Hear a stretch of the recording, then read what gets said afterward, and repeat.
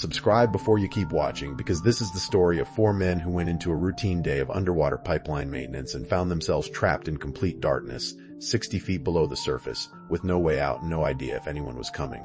In the spring of 2016, a 5-man dive crew working for a regional offshore maintenance contractor was sent to service a decommissioned oil pipeline running between two platforms off the coast of a Gulf shipping terminal. The job was considered routine: remove an old inflatable plug sealing one end of the pipe, install a new connector, and be back on the surface boat in time for lunch. The crew's foreman, experienced diver named Dario Reyes, had done dozens of jobs just like it over the years and had no reason to expect this one would be any different. The team made their way into a small air-filled maintenance chamber built into the pipeline structure, removed their breathing gear to work more freely in the dry pocket, and began trying to dislodge the old plug, which had corroded and fused in place far more stubbornly than anyone anticipated. One of the younger divers, a man named Tio Alvarez, volunteered to swim back to the surface boat for a specialized tool that might help break it loose, returning several minutes later and handing it off to a coworker who immediately went to work on the stuck plug.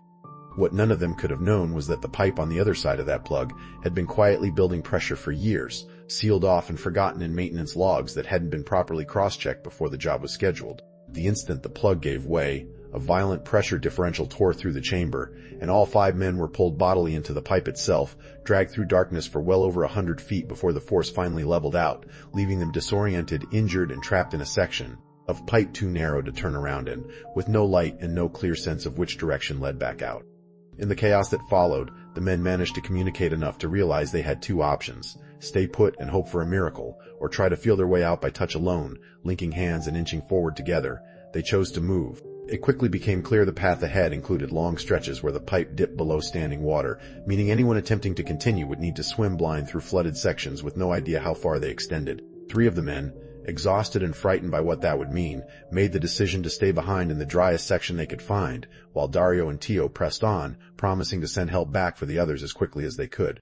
The 2 men swam through section after flooded section, sharing what little air they'd managed to recover from a stray tank they found wedged in the debris, until exhaustion finally caught up with Tio, who told Dario he couldn't continue any further and needed to rest where he was. Dario kept going alone, unsure if he was even still moving in the right direction, until he finally felt the pipe curve upward ahead of him and saw, impossibly, a faint gray light filtering down from above. He surfaced inside the maintenance chamber at the opposite platform, where 2 rescue divers who'd been searching for the missing crew pulled him free. Dario immediately told the rescue team there were still 3 men, and then Tio, trapped deep inside the pipe, alive as far as he knew, and that they needed to go back in immediately. He was told it was considered too dangerous to send anyone further into the pipe under those conditions, and that the company and Coast Guard officials on scene needed time to assess the situation before authorizing another attempt. That assessment took the better part of 3 days. By the time rescue teams finally managed to reach the remaining men, only Tio was found alive, having made his way to a small air pocket after Dario left him. The other 3 were never found, despite an extended search of the pipeline's full length.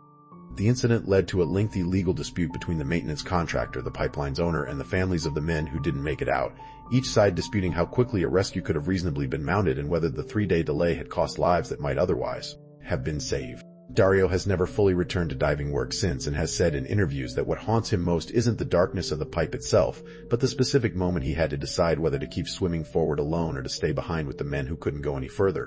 There's a hard truth worth sitting with in a story like this, that the space between an ordinary day at work and a genuine catastrophe can be terrifyingly small, and that some of the bravest decisions people ever make happen in total darkness with no way of knowing whether they'll be enough. Maybe the real lesson here is that looking out for the people beside us, even when the odds feel impossible, is worth everything it costs, and that the courage to keep moving forward for someone else's sake is one of the truest forms of strength there is. If you've ever been in a situation where you had to keep going for someone else's sake, tell us about it in the comments. 60 feet down, no way out.